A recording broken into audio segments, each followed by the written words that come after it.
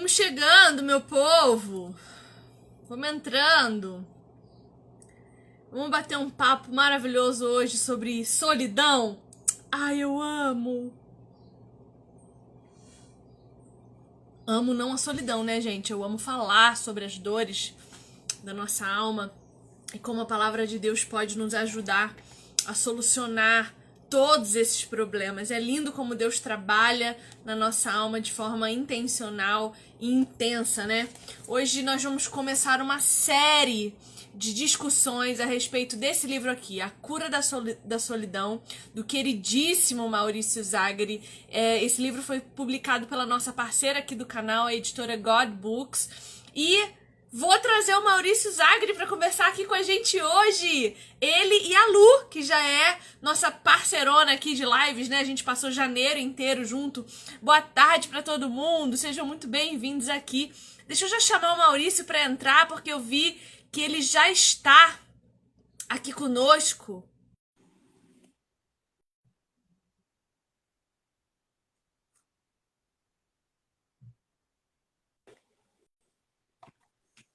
Olá, Querido, tudo tudo bem, bem? Vivi? Como é que você está? Ótimo, muito feliz de você estar aqui. Seja muitíssimo bem-vindo aqui ao nosso canal, um canal que eu procuro trazer sempre coisa boa e falar de coisa boa sem falar de God Books e de Maurício Zagari. Tava demorando, né? Eu que agradeço pelo convite, é um prazerzão estar aqui com você, ainda mais para falar sobre um assunto tão importante como esse, né? E vai ser muito bacana a gente poder falar sobre cura de dores da alma, sobre as questões da nossa vida em igreja, sobre literatura, enfim, tudo isso que envolve esse tema tão relevante que você está proporcionando a gente poder discutir aqui, Viviane. Parabéns pela iniciativa, viu? Bom, eu fico muito feliz. Eu acho que ah, eu costumo dizer para o pessoal que me acompanha aqui nas redes sociais é que a gente é uma família de um pai só. E dentro desse ambiente familiar, a gente precisa falar sobre todas as coisas, porque quando um irmão nosso está doente, todos nós também estamos, né? E aí eu vou convidar a Lu para entrar também. A Lu é psicóloga que eu convidei para estar com a gente nesse papo. Desde o mês passado ela está conosco. Deixa ela entrar. Oi, Lu! Oi, cheguei. Tudo bom, querida? Seja bem-vinda. Tudo ótimo. Muito Lu, obrigada. É uma honra. Maurício Lu. Oi, Oi, Lu, tudo Maurício. bem? Tudo Prazer. bem? Uma Prazer alegria todo Maurício, poder meu. bater papo contigo. Já quero Maurício, uma estante de livro aqui atrás, já vou providenciar. Lu, a gente vai fazer tanto estudo de literatura aqui às terças, que você logo tem uma estante enorme aí. Maurício, a Lu é uma psicóloga amiga minha, ela mora lá em Brasília, e eu convidei ela para fazer essa jornada com a gente aqui. Então, no mês passado, em janeiro, a gente trabalhou o livro também da God Books, do Guilherme Franco, Suicídio e Depressão. Passamos 4 semanas maravilhosas, né, Lu? Foi um tempo Oh, extraordinário. E a gente espera vivenciar a sensacional. mesma coisa agora, nesse mês de fevereiro, trabalhando esse livro aqui, A Cura da Solidão. E hoje, um encontro muito especial com o autor dessa obra maravilhosa, o Maurício. Maurício, de verdade, é uma honra para mim você estar aqui. Eu estou muito feliz, eu quero aproveitar cada segundinho da tua presença aqui na nossa reunião. Lu, quer falar alguma coisa? Quero agradecer. Quero dizer também que é uma honra. Quero dizer que nós somos mesmo aquelas pessoas que escolheram falar sobre os assuntos que ninguém fala. E eu sinto essa necessidade cada dia mais.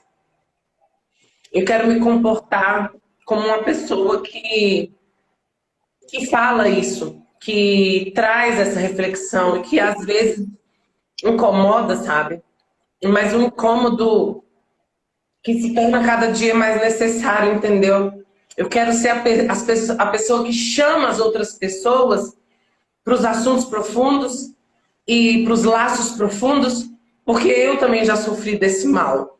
E eu quero ser essa pessoa que vai ajudar aquela outra a sair, né, desse buraco tão fundo ao qual eu já estive. Então, meu Deus do céu, eu não tenho palavras para agradecer e saber que foi Deus que me colocou aqui agora, entende? E é maravilhoso. Eu não tenho palavras para agradecer, só pedir para que Deus abençoe a vida de vocês, as nossas vidas cada vez mais, e que a gente consiga, de fato, continuar falando sobre assuntos que as pessoas fingem que não existem. Amém. Então que esse encontro seja para a honra e glória do nosso Senhor Jesus. Amém. Eu quero começar. Posso, Maurício, já começar? Por favor. Você começa o livro trazendo para nós uma frase do Lewis. E o Lewis vai dizer assim, olha, nascemos perdidos. Assim que ganhamos consciência plena, descobrimos a solidão. Precisamos dos outros fisicamente, emocionalmente, intelectualmente. Precisamos deles se queremos conhecer qualquer coisa, mesmo a nós mesmos. E essa frase ela é muito importante ser pensada, porque nós nascemos perdidos, tanto enquanto indivíduos perdidos que não sabem exatamente onde estão e fazendo o quê, quanto nascemos perdidos distantes do nosso Senhor, distantes do nosso Criador. E esse distanciamento, essa quebra, faz com que a gente leve um certo tempo para perceber a necessidade que nós temos de comunhão. E, infelizmente, muitos de nós não chegamos a esse conhecimento. A gente sente a necessidade, é aquilo que eu sempre falo, né? De trazer a consciência às emoções. Muitos de nós não conseguem trazer a consciência, tirar do nível emocional e trazer para o nível racional aquilo que está sentindo, para identificar o problema e conseguir resolver.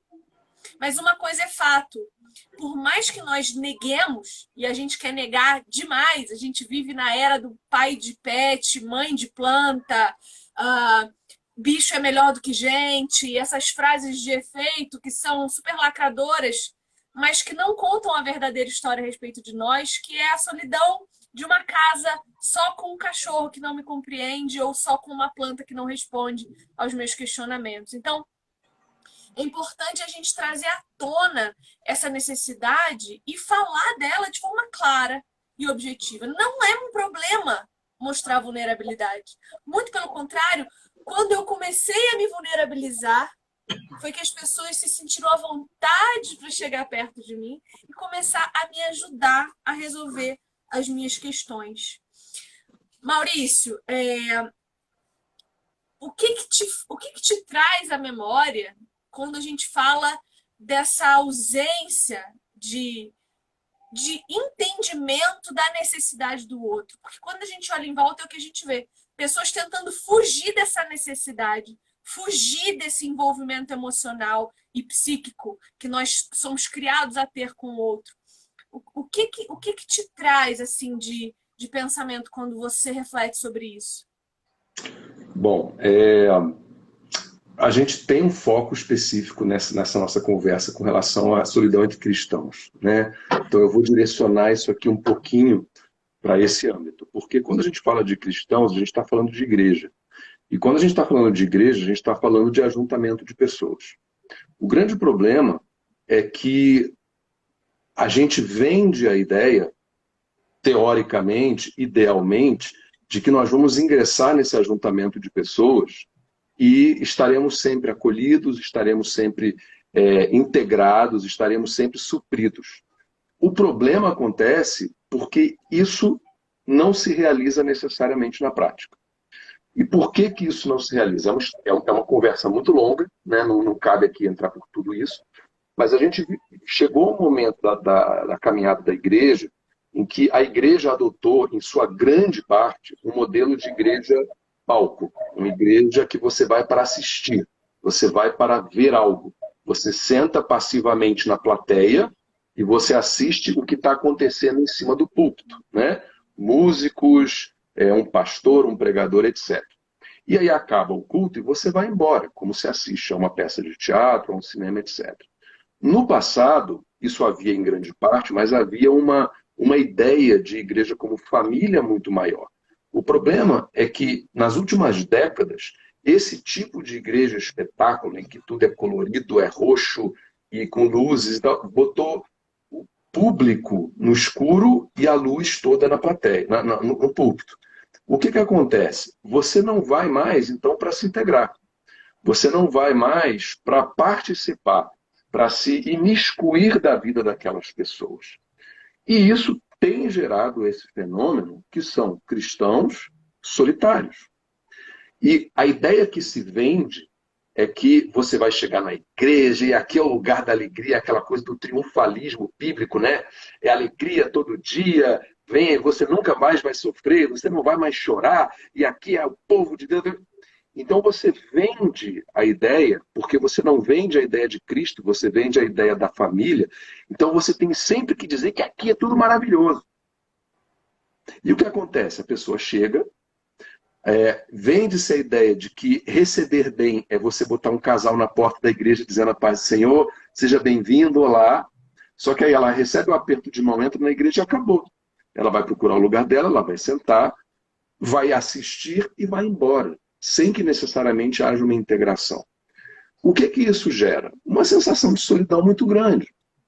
Porque nós não estamos preparados para a pessoa que chega na igreja, você fala tudo bem e a pessoa fala não está tudo bem.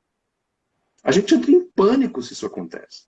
Você imagina se chega alguém na sua igreja e você fala, oh, paz do Senhor, graça e paz, tudo bem? Começa assim, a igreja simplesmente a saudação que se dê.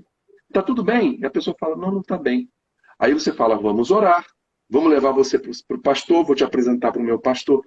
Então, a realidade é que aquilo que deveria ser uma família acolhedora, que integra e que gera conexões verdadeiras entre as pessoas, infelizmente não está fazendo isso. Né? Eu fico muito feliz de saber que a gente tem uma psicóloga entre nós aqui hoje no Papo, porque foi uma coisa muito importante quando eu fui fazer essa pesquisa, porque eu não tenho formação de psicólogo.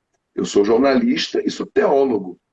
Eu trabalhei muitos anos, eu trabalhei no Jornal Globo, no Jornal do Brasil, trabalhando com saúde e ciência, o que me ajudou a pesquisar sobre isso. Mas quando eu iniciei essa pesquisa, eu iniciei por quê?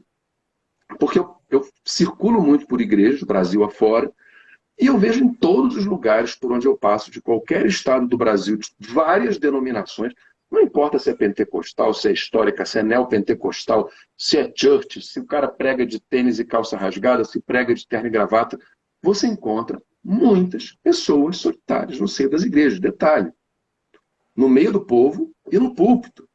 Porque solidão pastoral é uma praga no nosso meio. Porque o pastor ele tem que construir aquela imagem de super-homem, que está sempre tudo bem com ele, e ele não tem com quem abrir o coração. O que acontece? Sofre sozinho.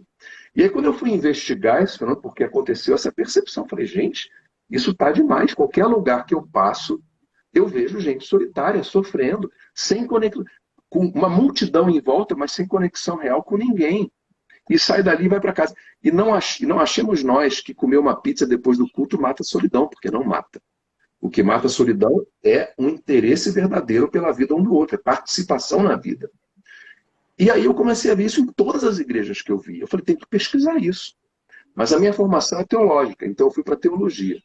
Só que eu descobri, no meio da pesquisa, eu falo isso no livro, que para você entender a extensão da gravidade desse problema da solidão no meio dos cristãos, você não pode parar na teologia, porque a gente vai avançar aqui na conversa, a gente pode até falar teologicamente, espiritualmente, porque a questão é tão importante para a fé cristã, para a teologia cristã da solidão, só que as consequências dessa solidão, elas invadem a área da ciência.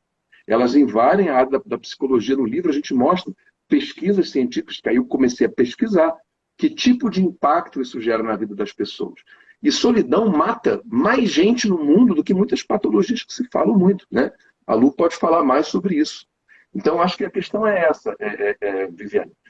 É essa percepção de que no nosso meio, que é um meio em que se vende tanto, olha, vem para você ser acolhido, aqui é o povo de Deus, aqui é a família de Deus. E é tão disseminado nos gabinetes, nos púlpitos, na liderança e na membresia, essa solidão. E é curioso, porque quando eu escrevi o livro, foi antes da pandemia de coronavírus. Não existia, o livro saiu, foi escrito antes da Covid existir. Eu E ia eu te falo perguntar isso. Eu ia te perguntar isso, porque a publicação é 2020, mas em momento nenhum você cita a pandemia e o isolamento que a pandemia gerou. Eu falei, que estranho, ele não falou disso. Será que ele escreveu antes, publicou depois? Eu ia te fazer essa pergunta. na verdade, a gente entende os propósitos de Deus, né, Viviane? Porque foi um livro escrito antes, que foi publicado no coração da pandemia, né? E que veio a atender um problema que não surgiu com a pandemia, mas foi agravado com a pandemia, né? Eu acredito que essa dificuldade, hoje já está um pouco menos, porque a vacina veio, já está muitas igrejas funcionando em sistema híbrido, presencialmente aquela coisa, mas no começo foi aquela coisa de todo mundo em casa, e isso só agravou um problema que já havia, né?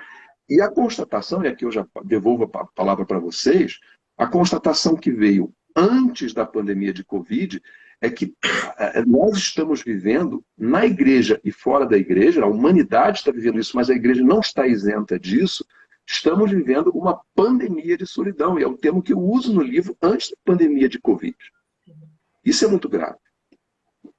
Sim, sim, exatamente. É uma solidão em meio a todos, né? Lu, você quer colocar alguma coisa pra gente... Aí a gente continua. Aí Maurício, você não estava aqui nos outros encontros, você não sabe. Mas aí a gente faz uma introdução, daí a gente vai para o primeiro tópico, depois a gente vai para o segundo e as palavras iniciais. Nos próximos encontros, gente, providenciem o livro, comprem para vocês poderem acompanhar. O livro tem 3 capítulos e nas próximas 3 semanas, terças-feiras, às 4 horas, a gente vai se encontrar aqui para discutir um capítulo por semana. Inclusive, Maurício, está convidado quando você quiser vir, se você quiser vir em todos, ou se puder vir pelo menos mais um, você vai ser sempre muito bem-vindo aqui, tá bom? Então, adquirem um livro, venham ler com a gente, estudar esse livro com a gente. Lu, a palavra é sua.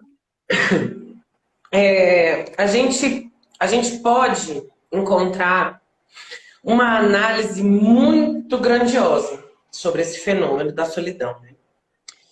Porque, assim, muitas vezes ela começa... e o Maurício também traz esse fator genético, né? E muitas vezes ela começa no aprendizado da primeira infância, porque, na verdade, a solidão ela é uma visão completamente distorcida, né, da realidade. Como você não consegue estabelecer laços, e aí isso vai degringolando de uma forma que se torna, talvez, a única realidade possível que aquela pessoa consegue enxergar. E isso é muito sério. Porque dependendo do nível, né, que ela se afundar, e aí a gente traz a questão também do álcool, das drogas, né, e de tudo aquilo que as pessoas buscam para conseguir conviver com essa dor, chega num nível que a pessoa ela até se acomoda com esse fenômeno. E é por isso, talvez, que existe essa pandemia, né, que existe esse crescimento do fenômeno da solidão desenfreado, porque acaba se tornando, e estão querendo colocar isso, até porque existe uma venda casada da solidão e dos produtos, né, minha gente? Talvez quanto mais solitário o ser humano, mais ele consome. Entende? E consome de tudo. Então existe uma venda de algo que se torna natural. A mulher ficar pra titia. E semana passada eu vi essa manchete no Correio Brasiliense, talvez um dos jornais mais importantes aqui de Brasília. Pensei até em te mandar, Vivi, mas passou assim. Escrito. A mulher ficar pra titia agora é opção. É motivo de orgulho, sabe? Como agora, mãe de pé. Então, assim, e aí a gente começa a enxergar, parece que o ser humano querendo sair da condição natural dele, que é coletiva. É viver junto. E aí, o que acontece? A gente vai, essa ideia da solidão vai sendo vendida como algo normal, natural, né?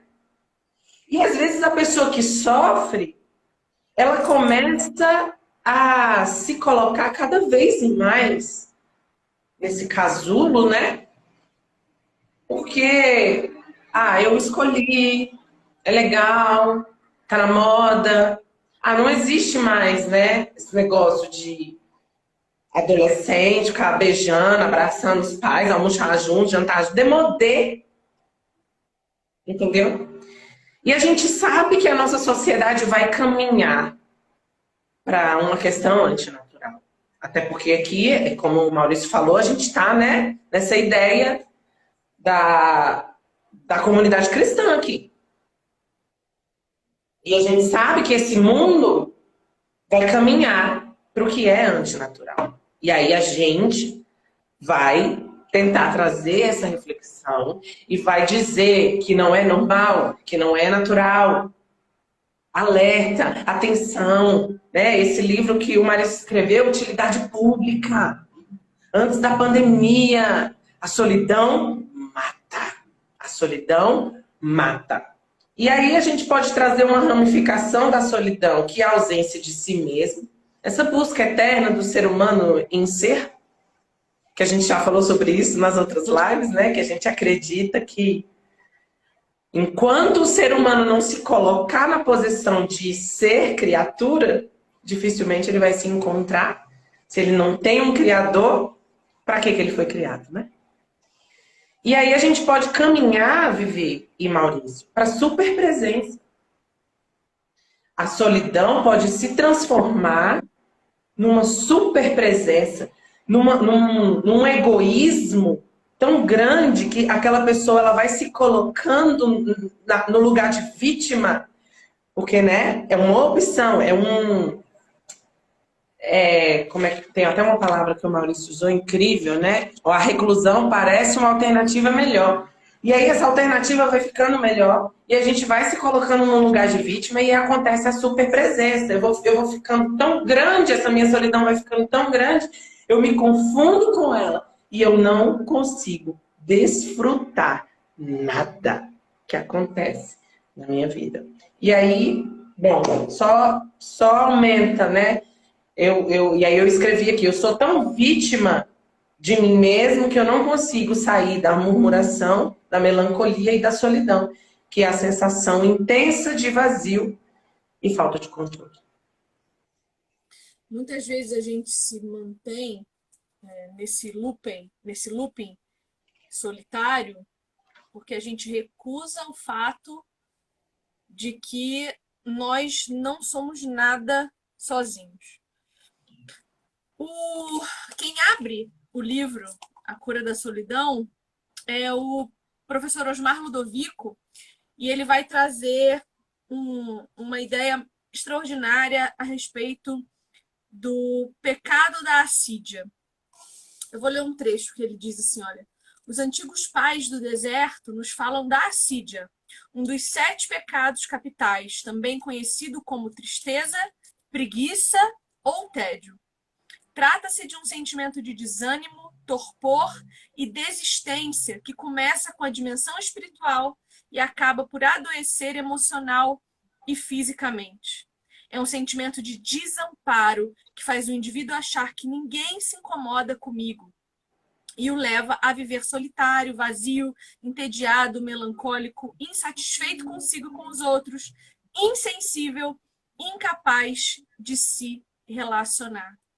Eu diria que esse pecado é o pecado do ensimesmamento. A gente passou muito tempo... Vivi, Oi. travou para mim. Você falou que esse pecado é o mesmo que? O ensimesmamento. Isso, exatamente. É o excesso. E aí a gente passou muito tempo falando do perfeccionismo. Eu lembro que na minha época mais jovem, a gente treinava para fazer entrevista de emprego. E aí, Aí a gente treinava assim, ó. Quando te perguntarem qual é o teu defeito, você diz que você é. Aí você fala a verdade. Agora, quando te perguntarem qual é a tua qualidade, você fala, eu sou perfeccionista. Só que o perfeccionismo nada mais é do que você querer colocar todas as coisas dentro de uma caixa que você controla. É o seu perfeito. Não é o perfeito a partir do perfeito que é Deus. Então, quando eu falo de perfeccionismo a partir de um ser humano, eu estou dizendo que todas as coisas precisam caber dentro de mim. Um Todas as coisas. sinônimo de fracasso, né, Vivi? Fracasso e frustração, sempre. Claro que a solidão não se resume a isso, mas uma das facetas de quem opta pela reclusão e depois não sabe sair desse lugar, e se a gente olhar a nossa vizinhança, se olhar em volta, e a gente vai ver muitos solitários que um dia optaram pela solidão e depois não conseguiram mais sair, porque não sabem mais como sair de si mesmos. Não sabem mais como olhar para o seu irmão, olhar para o próximo, olhar para o vizinho e não buscar nesse vizinho algo que não seja ele mesmo. Sim. E esse foi o problema que eu mesma vivenciei. Eu queria que as pessoas fossem o que eu sou. E se elas não são aquilo que eu sou ou aquilo que eu aprovo, logo, elas não servem para o meu ciclo de amizade. Maurício, você acha que muito mais do que o esvaziamento, o pecado da assídia é um preenchimento excessivo de mim? Não, eu prefiro ver o solitário muito menos como um pecador e muito mais como uma vítima. Tá? Eu sei que existe uma responsabilidade envolvida, mas eu entendo que a pessoa que sofre de solidão, em grande parte, ela não é responsável obrigatoriamente pela situação em que ela se encontra. Muitas vezes, eu entendo assim que ela é responsável por estar perdida sem encontrar o caminho para se conectar com outras pessoas, mas que ela deseja essa conexão.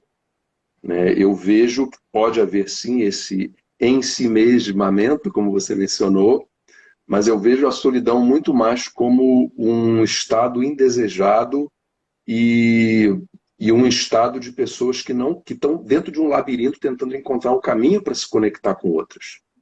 Talvez elas tenham dado passos para entrar nesse labirinto, mas eu não as vejo como culpadas, eu as vejo muito mais como vítimas. A solidão, ela é uma anomalia na humanidade, do ponto de vista teológico. Né? Por que eu digo isso? Quando você conversa, às vezes, com pessoas cristãs e você fala, olha, eu sou um cristão e eu estou solitário, vem logo, é mais ou menos como quando dizem que você está deprimido. Ah, você não pode ter depressão, porque depressão em crente é falta de fé. Vem logo aquela carga de culpa em cima da pessoa. E eu acho isso contraproducente. Né? O livro Suicídio e Depressão, que vocês trataram aqui em janeiro, trata muito disso. Né? De não se colocar mais culpa em cima de quem sofre daquele mal. Do mesmo modo, eu vejo que a questão da solidão, a gente também não pode colocar em cima do solitário uma carga de culpa, porque ele já se encontra perdido nesse labirinto. Se a gente ainda joga essa responsabilidade para cima dele, olha, isso aí é um resultado de um pecado seu, você ainda piora a situação. Eu acho que o caminho, né, para usar aqui o título do livro, A Cura da Solidão, porque a solidão ela é o diagnóstico, a solidão é o problema, e o foco é a cura. Eu me lembro quando eu pedi para o Marcos Nati, que fez a capa desse livro, eu falei, Marcos, não foca na solidão, não, foca na cura. Né? Tanto que é o passarinho saindo da gaiola, é a liberdade. Eu não queria focar no problema. Porque o que acontece? Quando você chega para um cristão e esse cristão se diz solitário, você vem logo com aquela carga de mas como você sente solitário? Por que você não se enturma na igreja? Por que você não participa de uma atividade? Vem logo aquela coisa, entra num departamento, vai cantar no coral, entra na célula, entra no grupo das senhoras, é sempre uma responsabilidade, uma carga em cima da pessoa que tensiona ainda mais a corda. Uma corda que já está desgastada vai esbagaçando ainda mais. Muitas vezes ainda, para piorar, a gente coloca isso como sendo uma responsabilidade espiritual da pessoa. Como é que você ama a Deus e você se sente solitário? Você não vê Deus na tua vida, você tem que orar e ler mais a Bíblia. Mais culpa em cima da pessoa. Então a pessoa está solitária e ela começa a pensar, porque nós estamos despreparados para lidar com ela começa a pensar assim, poxa, então a culpa é minha, eu é que não tenho, eu que não sei me enturmar na igreja, eu que não participo de um departamento, eu que não me envolvo numa atividade, e eu que não estou buscando Deus o suficiente, porque Deus é suficiente para sanar a minha solidão. Aí vem a questão da cura, que é o que eu quero focar. E para a gente entender isso, a gente tem que ir lá para Gênesis, lá para o comecinho da Bíblia. Né? Porque quando você pensa em cura da solidão, o crente fala, a cura da solidão é Deus. A cura da solidão é buscar o preenchimento de Deus, porque Deus é suficiente para a sua vida. Então, se você está se sentindo, se você é um crente e você está solitário, a culpa é tua. Porque você não está buscando Deus o suficiente, ou você não está se envolvendo o suficiente na igreja, que é a representação de Deus nessa terra. Só que quando você vai lá para Gênesis e você vê a formação da humanidade, você vê Deus chegar para Adão, e aqui eu não quero pegar Adão e Eva como homem e mulher. Eu quero pegar como ser humano e ser humano. Você pega Deus olhando para Adão, depois que todos os animais já estão vivendo em coletividade, porque você tem lá já o leãozinho vivendo com seus leões, as manadas de búfalo, sei lá quanto bicho de cada um que tinha lá no Éden, e o ser humano sozinho. E aí Deus vira e fala assim, não é bom que o homem, e aqui o homem, quando ele fala homem, é a palavra que pode ser usada como homem do sexo masculino ou como ser humano. Aqui no original hebraico ela se aplica para os dois. Mas ele fala, não é bom que o homem viva só. Então o que ele vai fazer? Ele vai criar a mulher. Só que o grande detalhe que foge é o seguinte, o homem não estava só. O homem estava com Deus. Então como é que Deus, que se basta para preencher e sanar a solidão do ser humano, vira e fala, bom, mesmo, claro que eu estou parafraseando, né? Mas nas entrelinhas é isso que está dizendo, mesmo a humanidade estando aqui comigo, eu não quero que eu seja tudo o que ele precisa nesse momento terreno em que ele está vivendo. Eu quero que o ser humano precise de outros seres humanos na sua convivência. E aí o que ele faz? Ele cria outro ser humano para ser companhia desse ser humano. Então, a grande beleza que leva para a cura da solidão é a igreja compreender, e nós, como formadores dessa igreja, compreendermos que Deus, sendo suficiente para sanar a nossa solidão, não quis ser suficiente para sanar a nossa solidão. Ele falou, eu quero que vocês precisem uns dos outros. O estado ideal que eu quero para a humanidade é a coletividade. E isso é altamente significativo, porque quando a gente fala de igreja, isso aqui tem um impacto na nossa eclesiologia enorme. Aí a gente vai falar de desigrejados, a gente vai falar de desviados, a igreja do eu em casa, pode fazer igreja online. Tudo isso passa por essa questão. Porque Deus nos basta, sim, mas é aquela coisa, né? Assim como Deus se esvaziou-se, Filipenses fala isso, né? E fez-se como um de nós em Cristo, na sua encarnação, Deus olhou para si e falou, claro que eu basto para o ser humano, Deus é absoluto, Deus é pleno. Eu poderia conviver com Deus só nós dois e eu estar plenamente preenchido. Mas Deus desejou, ele desejou que o estado perfeito do ser humano nesta terra fosse na companhia de outros seres humanos. E é por isso que até hoje, o maior castigo que nós podemos ter quando nós cometemos um delito nesta terra, qual é? É a prisão. É o distanciamento dos outros seres humanos. E o castigo de quem já está na prisão, qual é? É ir para a solitária. Então, quer castigar um ser humano? Você vai na essência do que Deus criou ele para ser, que é um ser coletivo. E aí você coloca esse ser humano isolado, solitário, e a solidão vai esmagar e vai acabar com ele. Mas quando a gente pensa nessa responsabilidade do crente que vive só, eu digo isso porque também o crente coloca nessas relações em comunidade evangélica uma expectativa muito maior do que qualquer outra relação que ele tem com qualquer outra pessoa à sua volta. Então, eu vou para a igreja na expectativa de que lá todas as pessoas serão maravilhosas. E quando eu chego lá e vejo que todas as pessoas são comuns, como eu, que estão lá com os mesmos anseios, com os mesmos problemas, com os mesmos pecados, é como se eu desse com a cara na porta. Porque eu esperava ser santificada a partir da santidade daquelas pessoas. Quando o que a palavra de Deus me garante é que eu serei santificada afiando o meu ferro com o ferro dessas pessoas. Ou seja, atrito, conflito, faísquinha, né? Eu tenho essa impressão de que... Claro que todos nós, em algum momento, passamos por essa expectativa frustrada, né? De chegar na igreja esperando um excesso de santidade, encontrando, às vezes, a ausência até da compaixão. Porque a igreja feita de Deus não trabalha com nada além de pessoas. Pessoas que são absolutamente comuns e, por isso, extraordinárias. Porque nelas habita um Deus Santo que as ajuda a viver em comunidade. Porque por nós... a gente não estava nem aqui nessa live falando um com o outro. Se dependesse de nós, é o Espírito Santo de Deus que nos une em propósito para estarmos aqui em harmonia. A questão que me aflige é que quando a gente chega na igreja e se frustra, a gente desiste. A gente levanta as mãos para os céus e fala, eu tentei tudo que eu podia.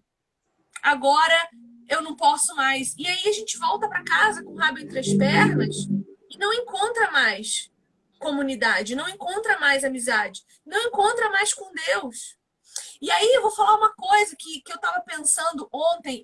Eu tenho vivido tempos muito difíceis na minha saúde, porque meu corpo está rejeitando comida de uma maneira extraordinária. Então eu estou vivendo momentos de muita dor, de passar mal. E ontem eu estava falando isso com Deus. Falei, Senhor, como a dor me faz esquecer de Ti. Como o eu passar mal me faz não me lembrar em diversos momentos do meu dia o motivo pelo qual eu ainda estou viva, o motivo pelo qual eu tenho corpo para sentir dor. E essa é uma artimanha muito estratégica do inimigo contra nós. A dor da solidão é uma dor que nos faz esquecer o lugar de onde nós viemos, nos faz esquecer o lugar para onde nós vamos. E quando a gente se esquece disso, todas as outras coisas ruem ao nosso redor. Então, eu busco sempre trazer à tona a minha responsabilidade e a sua responsabilidade enquanto pessoa solitária, para que a gente possa voltar a encontrar a nossa identidade, o lugar onde a gente está, porque se a gente ficar concentrado na dor o tempo todo, a gente vai se esquecer de Deus, como uma dor de cabeça me faz esquecer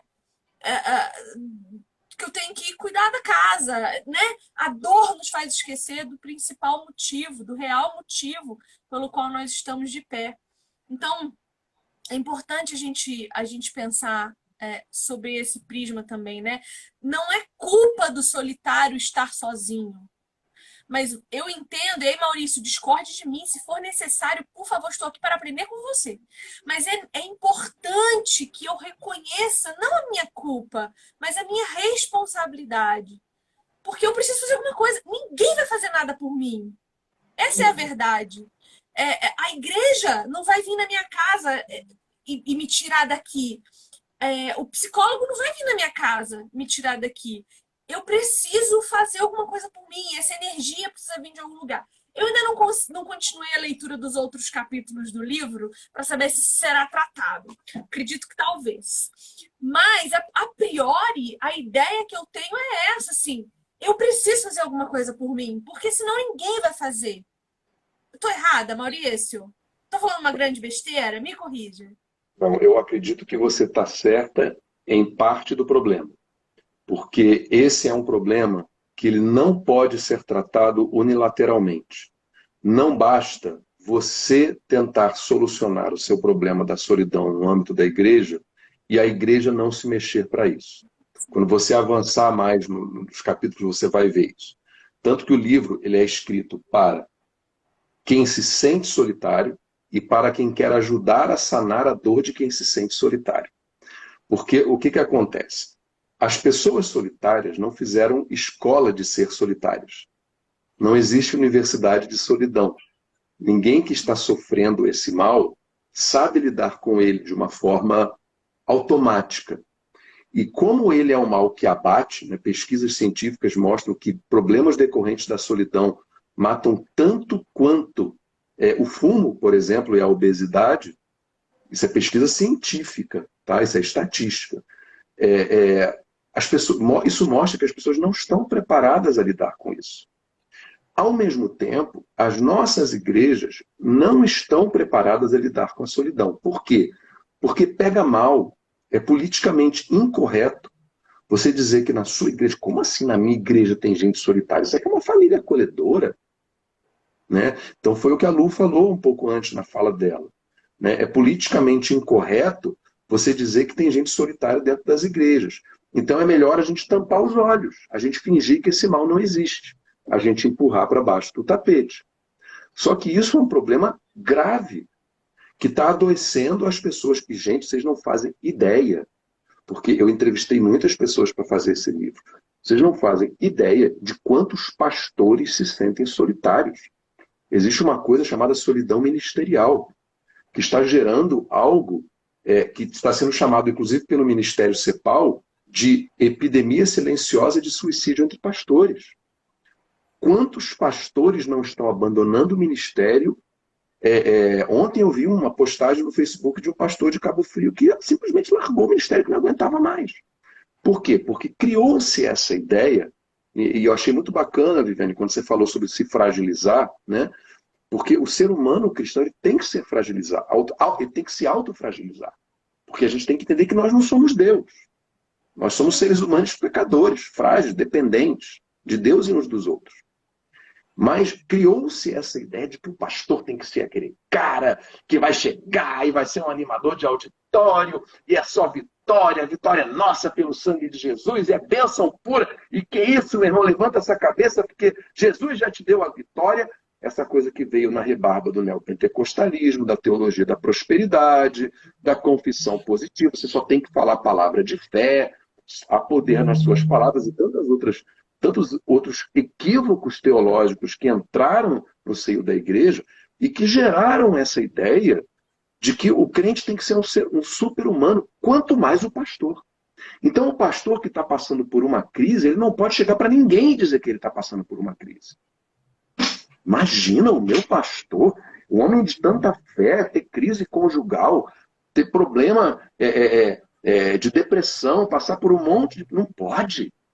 Então os pastores fazem o quê? Eles se isolam, eles se fecham, eles vivem esmagados pelo peso da solidão, pisa na porta da igreja e ó, a paz do Senhor, meu irmão, graça e paz e bem, como é que vocês estão, etc. Então... Procura gente, gente. Como? Procura a gente. Que dia que a nossa ciência vai se normalizar, meu Deus. Pois é preciso se humanizar, se fragilizar. É uma ajuda profissional, né, que essas pessoas precisam e também... E aí quero te perguntar, né, surgiu até uma pergunta aqui nos comentários, desculpa te interromper, mas... e aí, essa ideia dessa super responsabilização, né, deste homem, desse pastor, você não acha que aí chega a responsabilidade da qual a gente está falando, que não é culpabilização, é reflexão mesmo, nós estamos aqui para isso, né?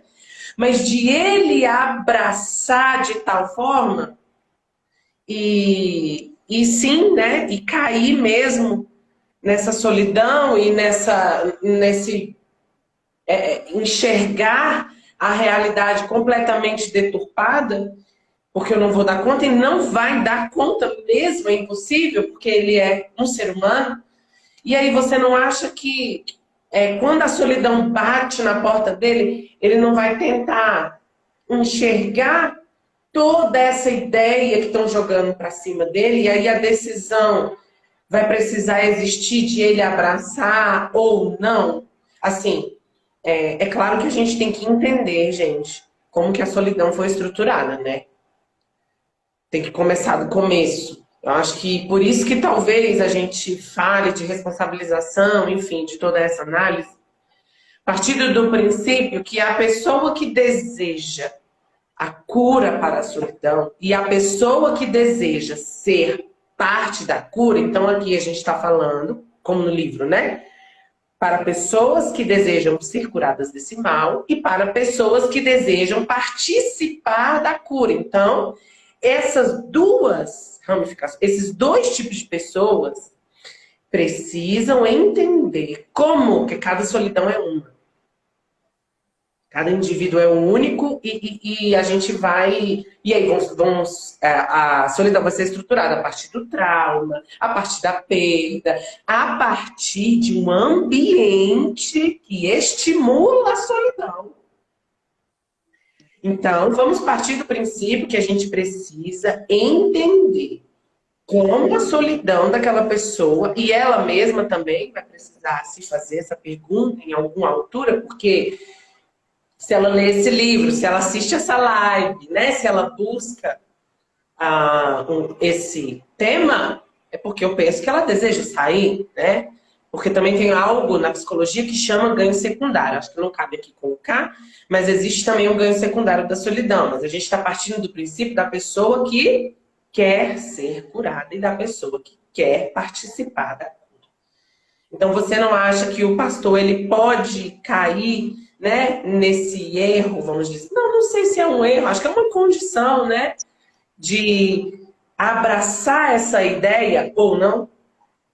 Eu não só acho, como eu tenho certeza, Lu. Eu acho que se a gente quer combater esse problema nas igrejas, tem que começar pelas lideranças. E o primeiro passo é as lideranças abraçarem a sua fragilização, a sua humanidade. Se você tem um pastor, um líder de uma igreja, seja bispo, pastor, enfim, o cargo eclesiástico, o que for, em que ele abraça essa postura do super-homem, ele não se fragiliza, isso não vai para a igreja, porque é o que ele vai pregar. O pastor ele tem que ser o primeiro a se fragilizar. Eu acho muito engraçado uma coisa que eu conscientemente busco fazer. Eu não sou pastor, mas eu entendo que muitas vezes eu estou num ponto de visibilidade, porque eu prego, eu estou com o microfone na mão, eu estou aqui na live. E é uma coisa que quando as pessoas vêm, né, a gente fala, Maurício, que honra ter você aqui, é muito bom, que coisa, que alegria. Eu falo assim, olha, eu tiro meleca e solto o pum como qualquer outra pessoa. Já começo me desconstruindo. Porque a gente precisa fazer isso. A gente tem que mostrar que a gente é gente como a gente. Se Jesus, que era Deus, Criador, fez isso, se fez como um de nós, e Jesus tirou meleca e soltou pum, porque ele era 100% homem, isso não é nenhuma heresia dizer, quanto mais nós. Então eu acho que o pastor, o líder, aquele que está lá na frente, aquele que ensina, eu sou professor de escola dominical, etc. Eu ensino isso para os alunos. Fragilize-se. Diga que você não está bem.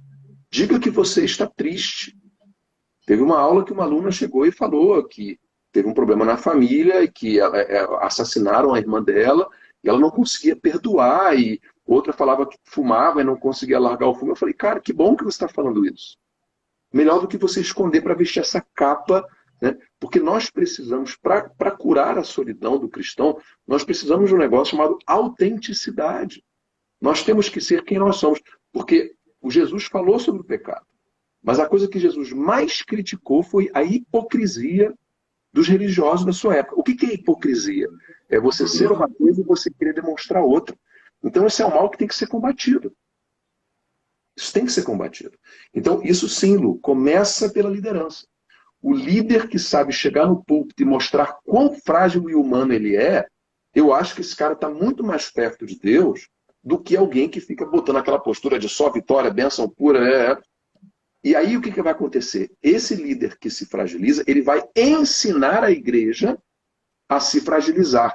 E ele vai ensinar a igreja que não há mal em se fragilizar e que não é vergonha se fragilizar. Sim. E aí ele vai ensinar a lidar com as pessoas frágeis. E aí quando chegar você, Lu ou Viviane, para mim, e eu chegar, opa, tudo bem? Como é que você está? Você vai chegar, não estou bem. Eu vou estar preparado para lidar com isso sem falar assim, vamos orar. Porque vamos orar é o coringa para resolver qualquer problema, né? Não é que a gente não deva orar. Mas quando eu não sei o que dizer, eu vou dizer, não, vamos orar. Deixa eu terceirizar o cuidado que eu tenho que ter com você. Deixa eu dar para Deus aqui a responsabilidade, então. Você queria falar, Lu? Desculpa, te interrompi. Não, porque assim, quero falar, né, abertamente, gente, os médicos, os psicólogos são capacitados por Deus também, pelo amor de Deus, porque eu ainda vejo como motivo de vergonha. Gente, vocês querem sabendo, o pastor tá no psicólogo, foi no psiquiatra, gente, tá doido. E isso ainda me incomoda muito. Peço a Deus todos os dias, né, para me capacitar e para trazer. Eu sei que a psicologia, que foi a ciência que eu escolhi estudar e trabalhar, é muito nova, né? Escuta, peraí que eu vou fechar minha janela ali. Caiu um temporal e deve estar molhando minhas coisas. Mas continua o papo aí que eu volto, peraí. Tá. E eu sei que é muito nova, tenho consciência disso. E também creio que vai crescer, né? Que vai, tantas coisas já mudaram, né? Eu penso, sei lá, essa questão da questão alimentar, né? O trabalho dos nutricionistas. Eu sinto que outros trabalhos que eram muitas vezes desvalorizados, sabe? Eu sinto que eles estão em ascensão e acredito que a psicologia, em nome de Jesus, também chegue num nível onde seja motivo de orgulho. Então, né, a gente também precisa, como parte da cura, orientar as pessoas, vamos conversar, vamos tomar um café, vamos se abraçar, vamos participar, mas também, dependendo do quão patológico isso se tornou, vamos também sugerir que essas pessoas procurem os profissionais adequados, né? Procurem o psiquiatra, procurem o psicólogo. E eu creio que esse dia vai chegar, que não vai ser motivo de vergonha, vai ser motivo de orgulho e motivo de fraqueza, talvez, mas também de orgulho, porque deve ser muito bonito, né? Você falando isso na sua classe. Vamos se fragilizar, meu Deus! Eu queria ter um professor assim, porque a cobrança é sempre outra. Quem é que vai, igual assim, né? Uma das primeiras frases que mais me impactou no livro foi: o verdadeiro amor demanda renúncia, sacrifício e compromisso. Que foi um colega seu que escreveu, né? Essa parte da espiritualidade, enfim. Gente, quem vai fazer isso?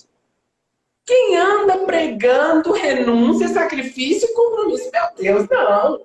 A gente está na sociedade do eu, a gente está na sociedade da realidade da Disney. Você abre o Instagram, vê que povo bonito, que lugar maravilhoso, viagens incríveis. E isso me preocupa muito. Então, a nossa parte do alerta também é para isso, né? Para os mais altos níveis, talvez, de responsabilidades por pessoas são os que mais precisam de um profissional adequado. E é isso. O melhor jogador do mundo não tem o melhor treinador do mundo. O melhor jogador do mundo não tem o melhor preparador físico e não tem uma equipe, não tem. O psicólogo precisa fazer parte dessa equipe. Estamos separando mente e corpo. Estamos separando ser humano da sua função. Como que eu vou exercer a função de pastor, ou seja lá do que for, de psicólogo ou de teólogo, sozinho? Sem outros seres humanos? É completamente incoerente. Então vamos também, né, trazer essa reflexão, trazendo essa naturalidade da procura pelo profissional. Sim. Muito importante. Bom, o Osmar Ludovico termina o seu prefácio com uma frase que eu quero ler, que diz assim: é amar como ele nos amou. Isto é, a partir da experiência de sermos amados por ele. Então, o Ludovico termina o seu prefácio dizendo para nós que a gente precisa ser, para o nosso irmão, a experiência de amor que Deus é para conosco. E é muito interessante, eu não sei se o Maurício percebeu isso, mas quando o Filizola termina o prefácio dele, que são 2 prefácios, né? O primeiro é o Osmar Ludovico e o segundo o Vicente Filizola. Quando o Vicente termina o prefácio dele, ele fala exatamente a mesma coisa. ele diz, Cristo nos ensinou a amar o próximo, alertando sobre nossa responsabilidade e conscientizando-nos para tomarmos atitudes concretas no sentido de nos doarmos sem esperar nada em troca. Então, Ludovico diz, olha, nós precisamos ser para o nosso irmão a experiência de amor que nós conhecemos de Deus. Então, se o nosso irmão está se sentindo sozinho, é sua responsabilidade amá-lo como Deus o amou. E aí, o Filizola vem e arremata falando que é nossa responsabilidade tornar concreto essa doação que não espera nada em troca. Deus não espera o meu trabalho, ele não espera a minha força braçal, ele não espera a minha intelectualidade, ele não espera que eu saia pelos 4 cantos declarando meu amor a ele. Isso acontece? Acontece, porque a minha gratidão pelo que ele fez por mim é infindável. Mas quando ele me ama primeiro, ele não está esperando de mim nada em troca, além do meu coração. Só o que ele quer é que eu esteja disponível para ele.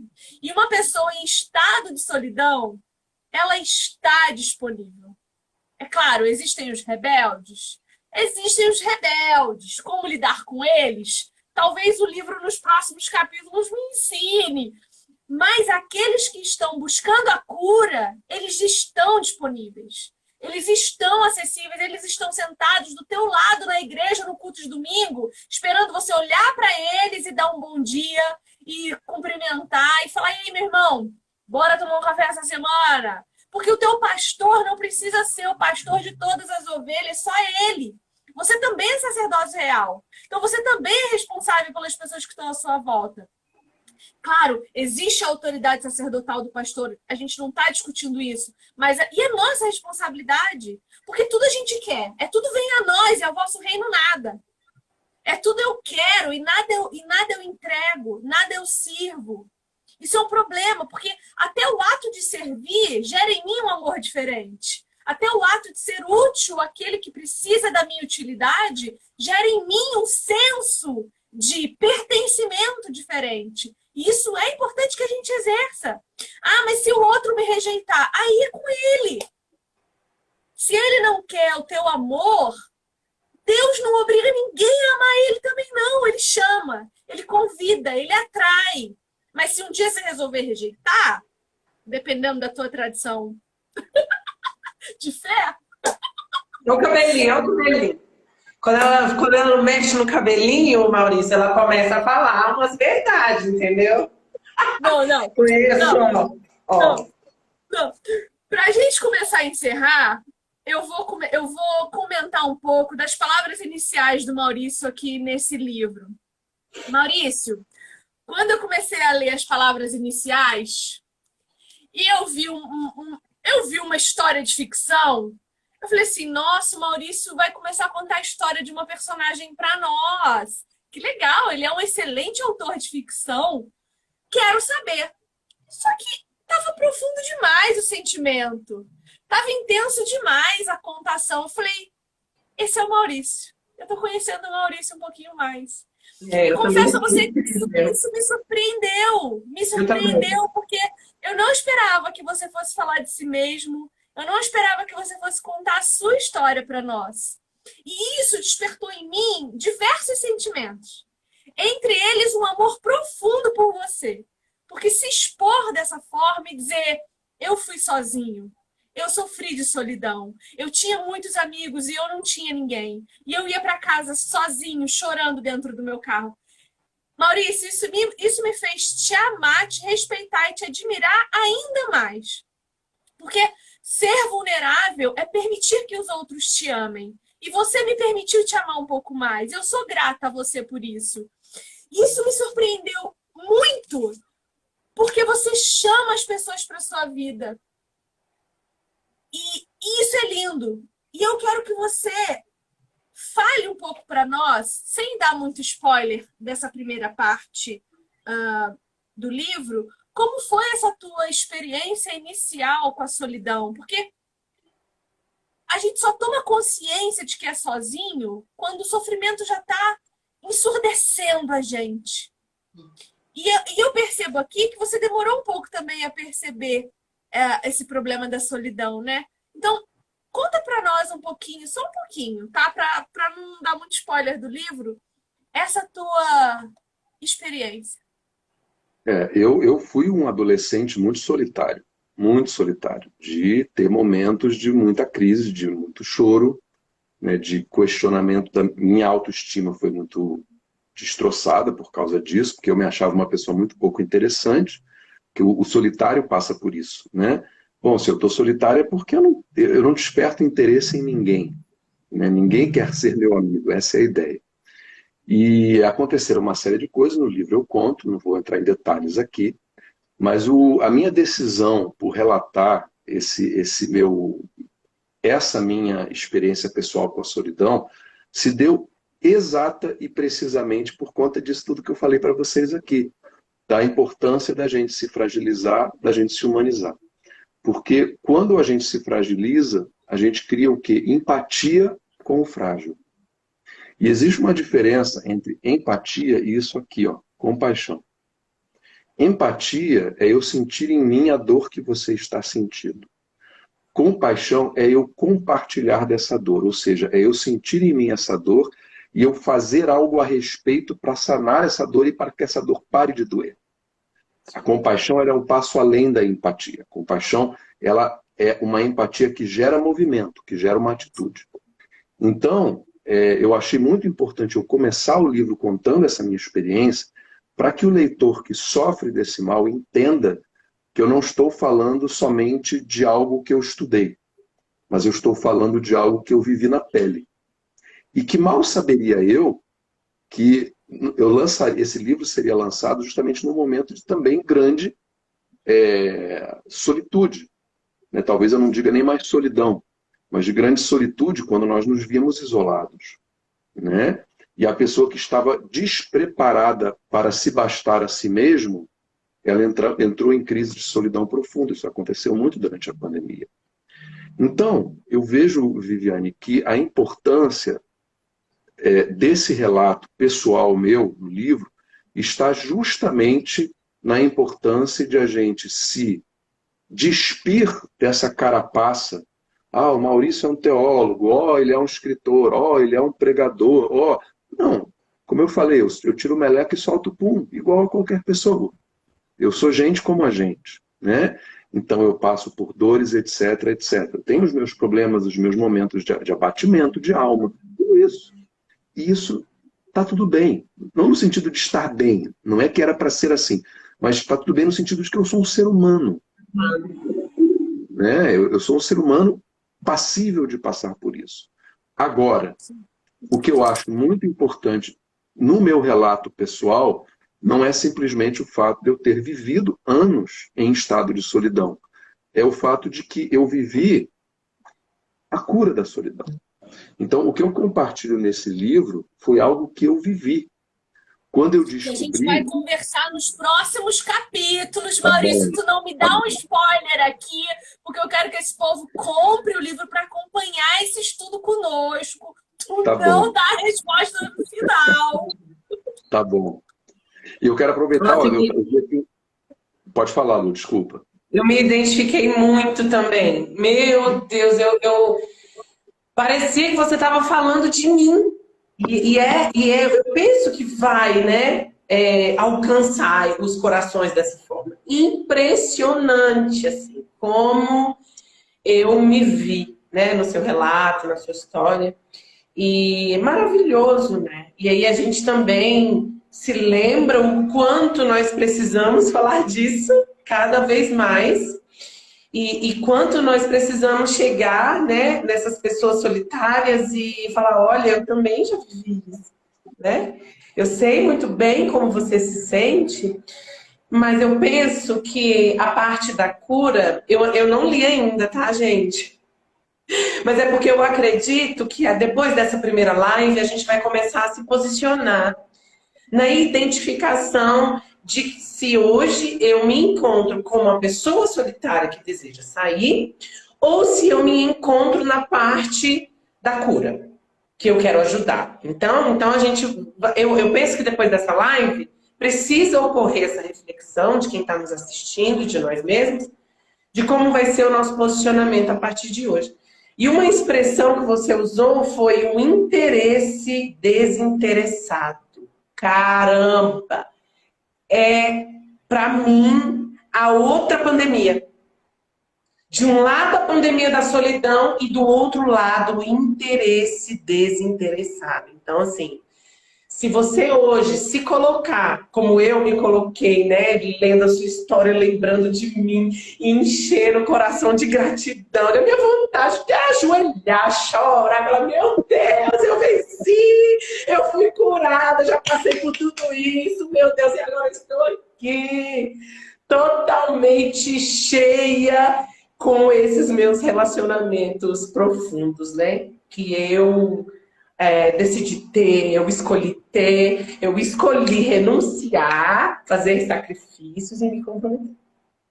Então, eu penso que se você se encontra nessa parte que quer ser parte da cura, comece a prestar bem atenção se o seu interesse é desinteressado. E se você puder começar a escolher, vamos começar em casa? Porque, gente do céu, o interesse desinteressado começa com o filho, começa com o marido, começa com o irmão, com a mãe, que a pessoa vem falar com você, assim, tá bom, e mexe no celular. Gente, então vamos começar dentro de casa, perceber como é que está o nosso interesse. E escolha, a partir de hoje, pelo menos uma pessoa, para você de fato se interessar no que ela está falando, olhar, entender, falar, não, peraí, eu não entendi, repete. Não, vem cá, senta aqui. Não, isso aí que você tá me contando é muito sério, isso é esquisito, vem cá. Então, gente, vamos começar? Se você se identificou como um ser humano que não faz parte, né, dessa solidão patológica, né, Maurício? Porque solidão, solitude, a gente está nessa dança, né? Super necessário. Então, vamos falar da solidão que traz dor, né? Que traz esse perigo iminente de uma patologia que pode caminhar também para depressão e suicídio, que foi o livro anterior. Então, vamos começar escolhendo uma pessoa dentro da nossa casa para a gente olhar no olho, para a gente largar o celular, para a gente tomar um café e falar, não, peraí, deixa eu ouvir direito o que você está falando. Deixa eu entender, deixa eu me interessar por isso que você está falando. Porque como o Maurício sabiamente também disse, e eu acredito muito nisso, né? Compartilho de muitos sentimentos e de muitas opiniões com você, viu, Maurício? Muito, muito bom isso. E eu acredito que um relacionamento profundo, um vínculo de qualidade com o ser humano, tá, gente? Pessoas famintas de conexões com seres humanos, pelo amor de Deus. Não substituam nada. Ser humano, tá, gente? Não é rede social, falar nisso, não. Semana que vem. Mas vamos escolher uma pessoa pra gente ouvir? Perfeito, Lu. Povo, enquanto eu encerro essa live, vocês têm 2 minutos para mandar perguntas. Do lado do campinho aí de comentários tem um balãozinho de interrogação. Clica nesse balãozinho e mande a sua pergunta se você tiver, que eu vou reservar. Vou escolher 3 para a gente responder aqui, tá? Então, a irmã de Portugal estava perguntando aí se tem esse livro lá em Portugal. Acho que não sei, mas ele tem na Amazon em formato e-book, ó, até baixei para poder mostrar. Fala, Maurício. Deixa eu te dar uma informação, Viviane. Todos os livros da God Books, eles estão disponíveis em formato impresso em 190 países do mundo, tá? Então, se ela está em Portugal, é só ela entrar no site da God Books, é o godbooks.com.br, e você vai lá, tem dizendo assim, onde encontrar. Deixa eu ver se é exatamente isso que está dizendo lá no alto no link. Você vai clicar lá em onde comprar. Tem um link lá no alto da página, godbooks.com.br, onde comprar. E por ali, você vai descobrir no seu país onde você adquire. ele vai ser impresso em Portugal, no caso, acho que é Laudicea que perguntou, né? Ele vai Foi ser logo impresso certo. em Portugal, ele não é preço de importação, ele é preço de livro local, a gente fez questão de fazer essa distribuição local para poder viabilizar que é, em Portugal, em Angola, nas comunidades no Japão, Isso a sim gente, é parte da cura, hein, Maurício? Caramba. é que a gente, Bom, você como a minha entra, você missão é a entra minha no editora, site www.godbooks.com.br. Lá em cima tem onde comprar. Você clica em onde comprar e vai aparecer lá onde você compra no Brasil e no mundo. E tem uma lista infindável Que de maravilha. livrarias em 190 países que você pode encontrar.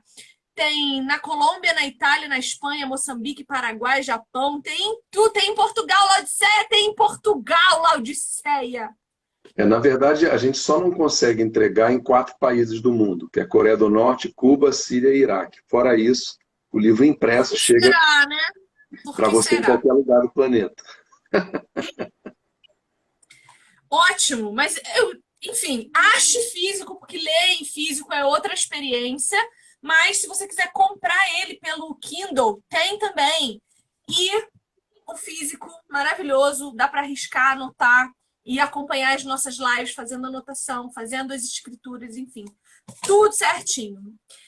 Deixa eu ver se tem pergunta aqui.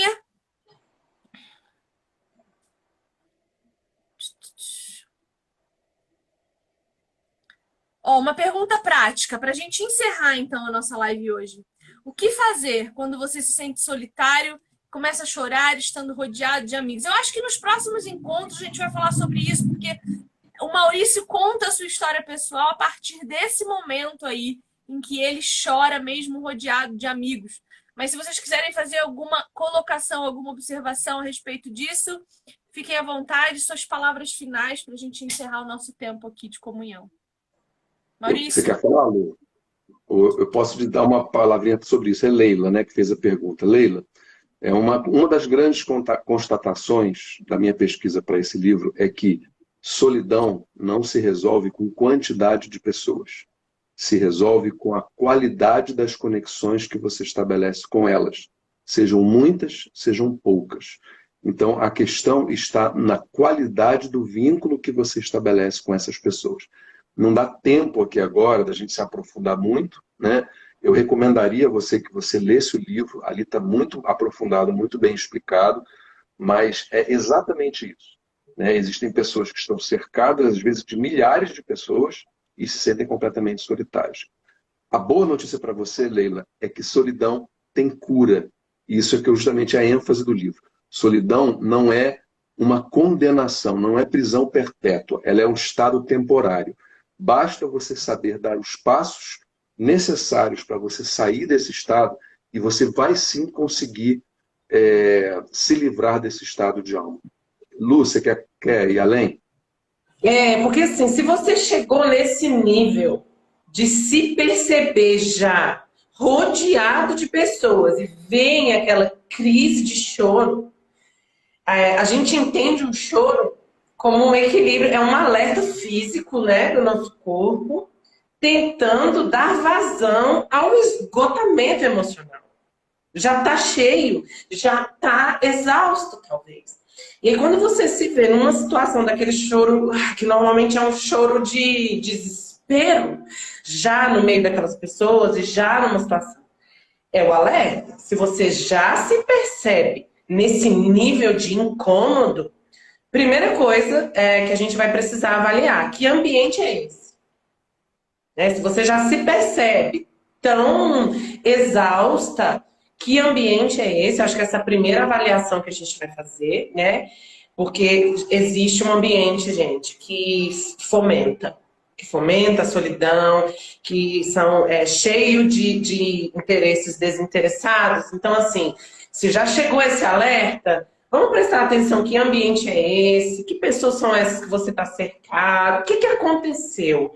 Que caminho, né? Como foi estruturada a sua solidão, né? Para você chegar nesse nível já de tamanho e esgotamento. Aí eu já sinto que chegou já num nível mais sério. E aí talvez já procurar ajuda profissional, sim.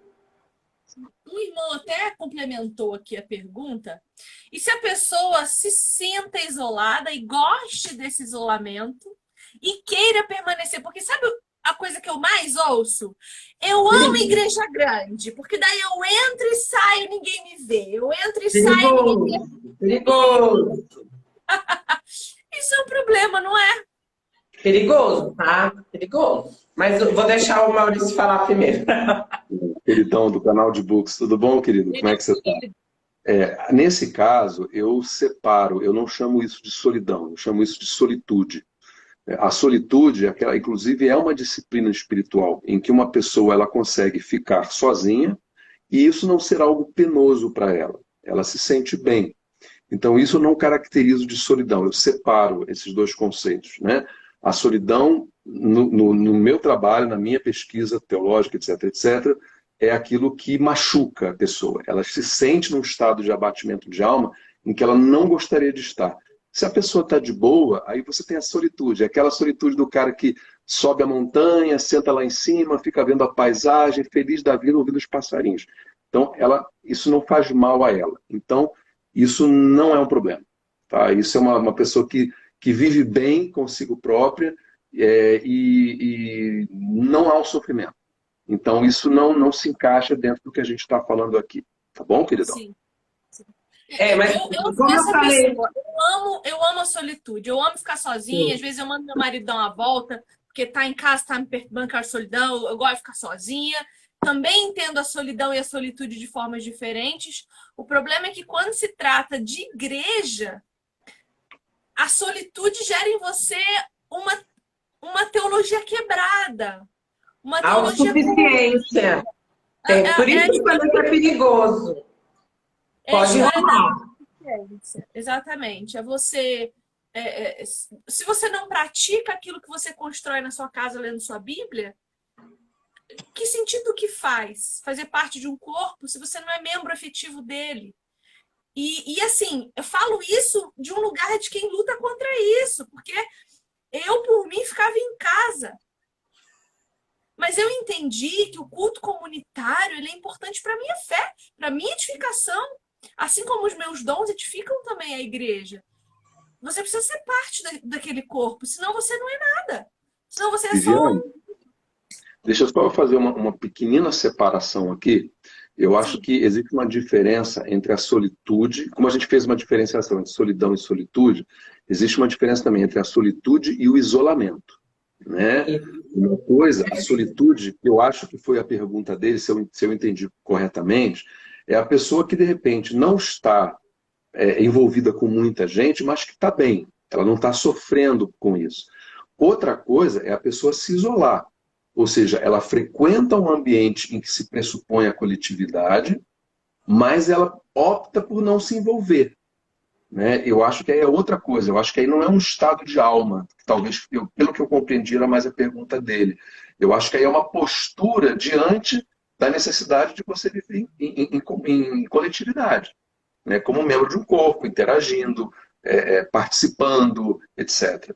Então, até porque a solitude é uma disciplina espiritual. Existem momentos para a solitude ser praticada, né? Aquela coisa, vai para o teu quarto, fecha a tua porta, fica ali com Deus. Isso não é um mal, mas depois você não vai ficar isolado ali. Você vai retornar para os momentos em que você vai estar na presença do corpo, dos outros membros do corpo, né? Então eu só faço essa diferenciação porque eu acho que uma coisa é o estado de alma que você tem, estando ou com mais ou menos pessoas nessa conexão, e o fato de você não querer participar da igreja. Isso aí eu já chamo de isolamento. Né? É o isolacionismo. E aí sim eu vejo como algo negativo, claro, porque igreja é coletividade. O que não é a maturidade de um escritor para expressar em palavras aquilo que a gente não está conseguindo?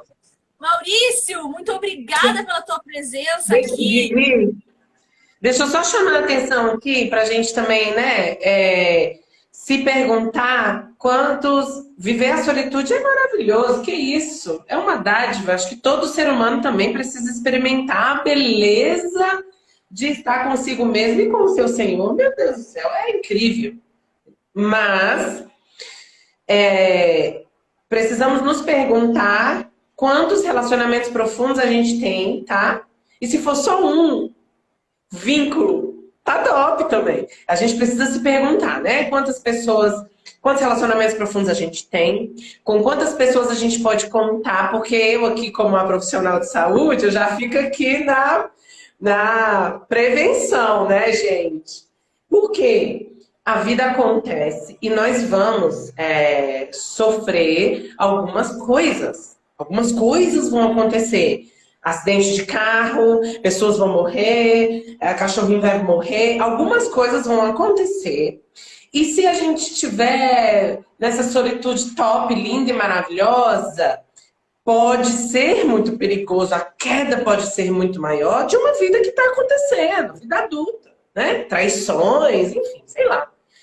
Então eu só quero chamar a atenção para essa solitude sendo muito bem vivida, porém analisando quantos vínculos profundos você tem, quantos relacionamentos profundos você tem. Se alguma coisa séria acontecer comigo hoje, quem está realmente interessado? Quem se importa? Com quem eu posso contar? Precisamos fazer essa pergunta para nós mesmos, tá? É verdade. Maravilhoso. Lu, te amo. Você sabe, obrigada por estar nessa jornada comigo. Mais um mês caminhando comigo, me aguentando uma vez por semana. Com o maior prazer, com o maior amor. Eu espero que a gente possa pensar num próximo livro da God Books para o mês que vem. O que você acha? Vamos pensar nisso? Vou te dar umas opções aí para você escolher. Esse mês a gente vai passar falando sobre a cura da solidão. Um livro extraordinário. Um autor maravilhoso, super generoso. Maurício, muito obrigada pela tua generosidade em vir aqui, dispor do seu tempo, um tempo precioso, para estar com a gente, para nos ajudar a compreender um pouco mais a respeito dessa dor, que é a dor da solidão, com a tua maturidade como cristão maduro que está no meio de nós, duas recém-chegadas no reino, né? E muito obrigada pela tua paciência, pelo carinho com quem você tem me tratado, pelo privilégio que você tem me dado de poder, de alguma forma, representar a editora e falando com os autores e trazendo luz a tantos temas importantes. A God Books é uma baita de... Gente, segue, por favor, @God Books nas redes sociais. É uma editora incrível, que tem livros sérios. Fiquei sabendo que o Maurício Zagre, que é o editor-chefe da editora, passa o olho assim, ó, e se tiver alguma coisa esquisita, ele não deixa passar, não, ele corta. Então, é uma editora séria, comprometida com o reino, comprometida com a escritura, profissional, assim. Eu não estaria aqui fazendo jabá se eu não acreditasse cegamente no trabalho de vocês. Então, Maurício, poxa vida, muito obrigada do fundo do meu coração. Que Deus cubra sua casa de bênçãos e saúde, prosperidade emocional e psíquica, que você tenha prosperidade ao escrever, que o Senhor cuide da sua casa, da sua igreja, da sua comunidade. Enfim, sinta o meu amor aí, receba o meu carinho, porque você e a Ingrid, a nossa princesinha, tem um espaço especial no meu coração. Ingrid, te amo, princesa. Muito obrigada também pelo teu carinho, tá bom? Querida, obrigado. Eu recebo essas bênçãos. Você está me abençoando muito aqui. Não esqueça que eu tiro o meleque e solto o pum, isso é fundamental. Maravilhoso. E olha, é um prazer muito grande estar aqui com vocês. Obrigado pelo carinho de falar sobre um tema tão importante e tão desprezado nas nossas igrejas. Um prazer enorme conhecer a Lulu, que pessoa simpática, que pessoa agradável. Muito obrigado pela tua contribuição. Você, com certeza... Eu tô com vontade de chorar, gente. Essas lives é assim, tudo assim. É maravilhoso. Maurício, tá convidado para voltar nos próximos, se você assim quiser e puder, tá bom? O canal tá vai aberto. ser um grande prazer, tá? querida. Vai ser um grande prazer. Um beijo a todos. Olha, estou vendo o pessoal aqui lá de Vitória da Conquista, onde eu participei desse evento aqui, o Evangelho com Paixão e Gleidson. Olha aí, mestre, pessoal, prazer ver vocês aqui, gente. Viviane, um beijo grande no teu coração. Lu, Deus abençoe muito vocês. Vocês fiquem com Deus, tá bom? Muito Amém. obrigada. Muito obrigada. obrigada, muito obrigada. É muito bom ver o rostinho, né, da editora. É muito bom ver o rosto, o ser humano que está inerente a um livro. Que oportunidade, que maravilha. Eu desejo, sabe? Já que a gente está batendo nessa tecla, né, vamos humanizar esses veículos aqui tão desinteressados, vamos torná-los interessantes, vamos torná-los reais. Somos pessoas, né, que vivemos, que escrevemos, que criamos conteúdo, mas que desejamos isso. Isso, que desejamos olhar no olho, que desejamos chorar e sorrir juntos. Muito, muito, muito obrigada. Até semana que vem. Tchau. Beijo, meus amores!